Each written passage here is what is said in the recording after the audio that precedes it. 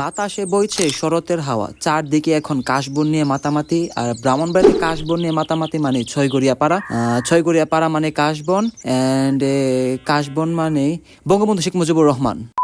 Hello guys, আসসালামু আলাইকুম। I am Shamsuddour Rahman and welcome back to my new video. So শরতের হাওয়া বইছে, শরৎকালে এসে যদি আপনি কাশবনে না যান তাহলে ভাই আপনি জীবন যুদ্ধে কয়েক ধাপ পিছিয়ে গেছেন। জীবন যুদ্ধে আমি পিছাতে চাই না বলে দক্ষিণ পৈতলার অলিগলি চিপা চাপা দিয়ে রাস্তা দিয়ে হাঁটতে হাঁটতে আমি এবং আমার বন্ধুরা ফাইনালি এসে গেলাম ছয়গড়িয়াপাড়ার বিখ্যাত সেই কাশবনে। শরৎকালে যখন আমি কাশবনে আসি তখন ছোটবেলার খুব সুন্দর একটা কবিতার মাথায় আসি, সেটা হচ্ছে শরতের রাজকুন অতিথি এলো প্রাণের ধারে, আনন্দ গান গারে হৃদয়, আনন্দ গান গারে।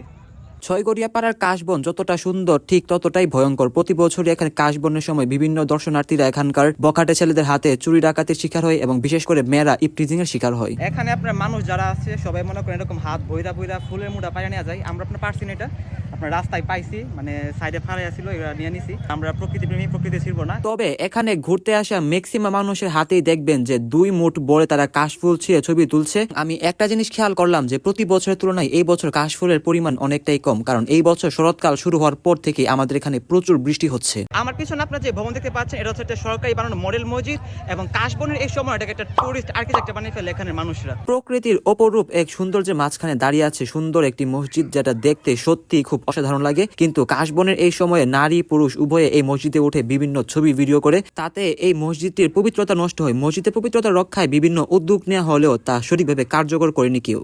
অনেক খোঁজাখুঁজি করার পর ফাইনালি একটা জায়গা পাইলাম যেখানে চারদিক দিয়ে ফুল, কারণ আপনার সবাই মোটামুটি সব ফুল পাইয়া নিয়ে গেছে। যারা এখনো কাশবনে আসেন নাই, এখন সময় আছে কাশবনে আসার, কারণ যারা যারা আসতেছে সবাই 2 মুঠ কইরা কইরা ফুল নিতেছে। তো ফুল শেষ হওয়ার আগে আপনারা এখনই কাশবনে এসে ঘুরে যান, নয়তো আপনারা জীবন যুদ্ধে কয়েকটা পিছিয়ে যাবেন। তো বাবাই।